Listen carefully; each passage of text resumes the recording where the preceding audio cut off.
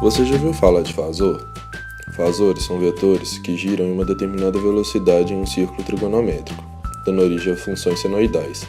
Então, toda função senoidal pode ser representada por um fasor. A representação fasorial é simples, apesar de se basear na teoria dos números complexos, que não será tratada nesse vídeo.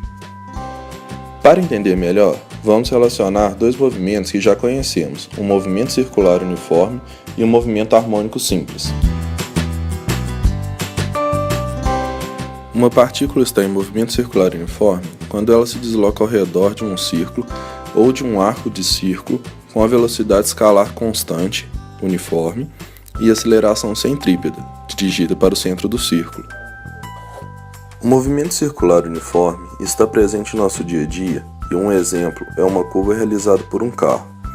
Imagine que você está sentado no centro do assento traseiro desse carro, que se move em alta velocidade escalar constante ao longo de uma estrada plana. De repente, o motorista vira à esquerda, contornando uma curva na forma de um arco circular, deslizando-o para a direita sobre o assento, que faz com que você fique comprimido contra a parte lateral do carro durante o resto da curva. O que acontece é que, como o carro se move no arco circular, ele está em movimento circular uniforme, e assim possui uma aceleração dirigida para o centro do círculo. Essa aceleração é chamada de centrípeta, e a força resultante é o atrito exercido pela estrada sobre os pneus, ela que faz com que a trajetória retilínea seja possível. Já os movimentos oscilatórios que compõem o movimento harmônico simples realizam movimentos de vai e vem em torno de uma posição de equilíbrio e são caracterizados por um período e por uma frequência. O período é o tempo que o objeto gasta para realizar uma oscilação completa, ou seja, um movimento completo de ida e volta, enquanto a frequência é o número de oscilações na unidade de tempo. O estudo desse movimento costuma ser feito a partir do movimento circular uniforme. Para isso, consideremos uma partícula em movimento circular uniforme numa circunferência. Façamos a projeção do movimento circular sobre o eixo abaixo.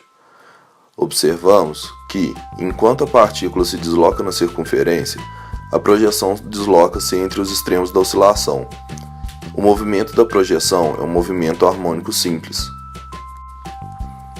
Isso quer dizer que, se vemos um movimento como este, não podemos distinguir sua origem, se é movimento circular uniforme ou movimento harmônico simples. Vamos para o nosso experimento. Utilizamos um CD, uma bolinha de papel, uma furadeira, um suporte para furadeira. No experimento, prendemos a bolinha no CD e utilizamos a furadeira sem parafuso para que o CD girasse em uma velocidade aproximadamente constante, dessa forma caracterizando um movimento circular uniforme. Acendendo uma luz contra a parede, temos a projeção de um movimento, que não conseguimos determinar se é movimento harmônico ou um movimento circular uniforme.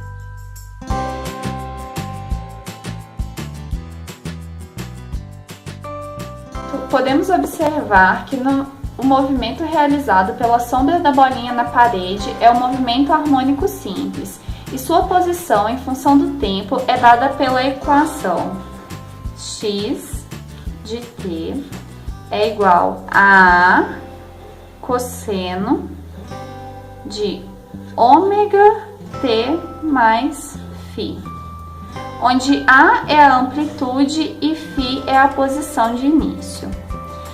No movimento harmônico simples, nós vamos traçar um gráfico na posição em função do tempo, no sistema massa-mola, a partir da fórmula.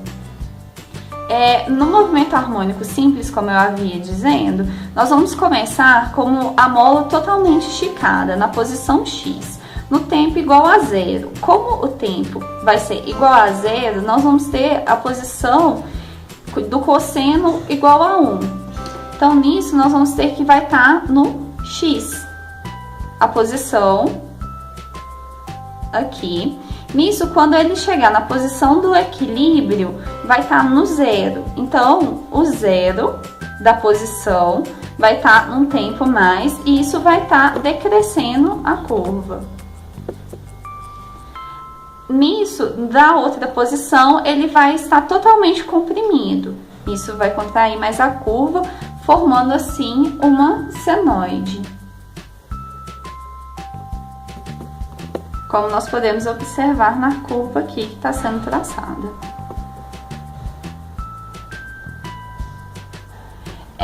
Podemos observar que à medida que o tempo vai passando, o x também varia, fazendo a mola se deslocar na direção do sentido da força restauradora, como eu havia dito, que começou em x, passou para zero e foi para menos x.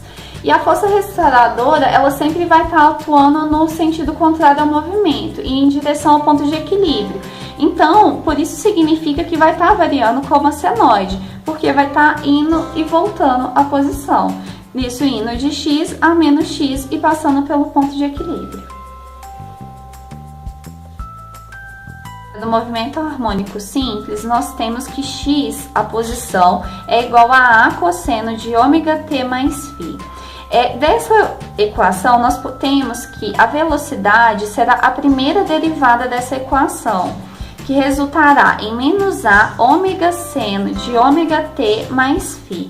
E sua segunda derivada, sendo a nossa aceleração, será menos A de ômega ao quadrado cosseno de ômega t mais φ.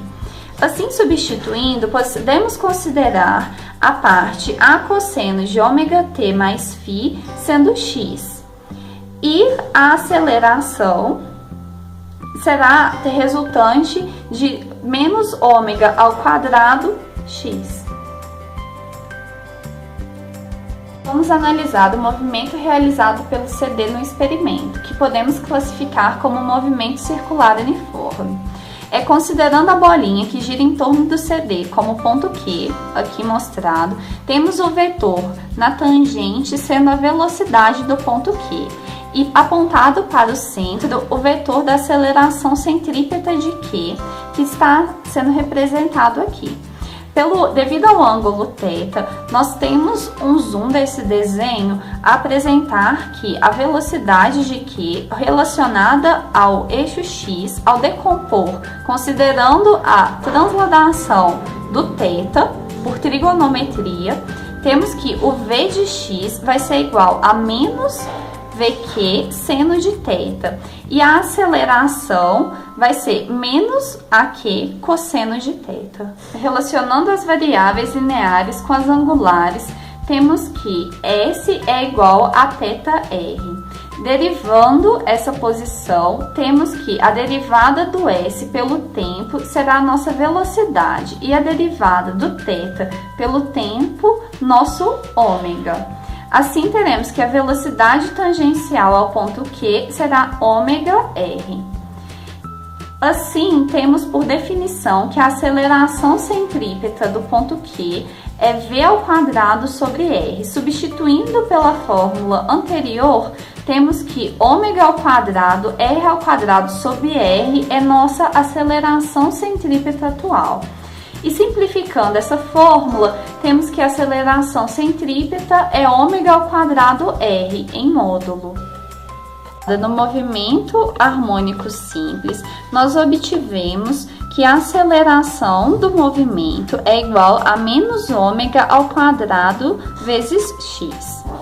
No movimento circular uniforme, nós obtivemos que a aceleração centrípeta da partícula Q é igual a ômega ao quadrado de r em módulo. Assim, relacionando ambas as fórmulas, nós temos que o movimento harmônico simples se iguala na álgebra ao movimento circular uniforme. No movimento harmônico simples, a nossa aceleração está relacionada à frequência e no movimento circular uniforme está relacionada à velocidade.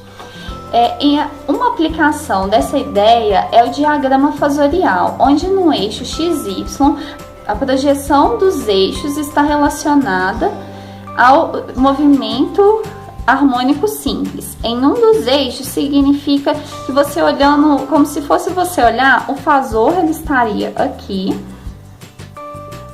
E seria você olhar ele de cima e ao mesmo tempo ele estaria alternando a sua posição. E assim você olharia ele de cima.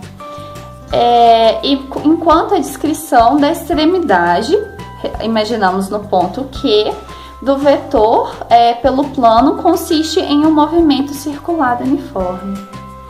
Notem que todas as variáveis presentes na equação x de t a cosseno de ômega t também estão presentes na representação fasorial. É exatamente isso que torna o fasor uma forma mais simples, pois no lugar de resolver equações complicadas, nós podemos reduzir o problema a uma simples soma de vetores. O fasor é o ponteiro que vai estar rotacionando no movimento circular uniforme. Nós temos que a sua equação será x de t a cosseno de ômega t mais φ na direção do eixo x mais seno de ômega t mais φ na direção do eixo j. Então é possível você perceber que o fasor ele é a soma, ele é o resultado dessa soma dos dois eixos. Então, aqui representado. O fasor ele é utilizado amplamente em circuitos onde, como dito anteriormente, pode transformar complexas equações diferenciais em simples soma de vetores.